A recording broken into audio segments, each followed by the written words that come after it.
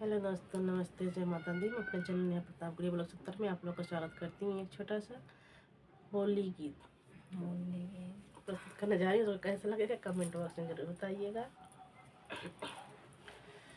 होलिया आई गई राजा फागुनवा में, होलिया आई गई राजा फागुनवा में, फागुनवा में हो फागुनवा में, फागुनवा में हो फागुनवा में, होलिया आई गई राजा फागुनवा में, होलिया आई गई राजा फागुनवा में। होलिया खेलत मोरी सासू है रानी, होलिया खेलत मोरी सासू है रानी, जिया छुटी गईले राजा झगड़वा से, जिया छुटी गईले राजा झगड़वा से, होलिया आई गई राजा फागुनवा में, होलिया आई गई राजा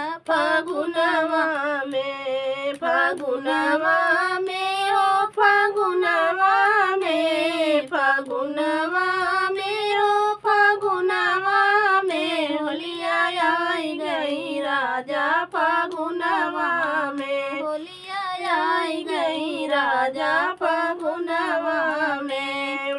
होलिया खेलत मोरी जठनी है रानी, होली है रानी मोरी जठनी है रानी, होलिया खेलत मोरी जठनी है रानी, जठनी है रानी मोरी जठनी है रानी, जिया छूट गईले राजा या लगावा से, जिया छूट गईले राजा या लगावा से, होलिया आई गई राजा फागुनवा में, होलिया आई गई राजा फागुनवा में, फागुनवा में हो फागुनवा में, फागुनवा में हो फागुनवा में, होलिया आई गई राजा फागुनवा में, होलिया आई गई राजा फागुनवा में।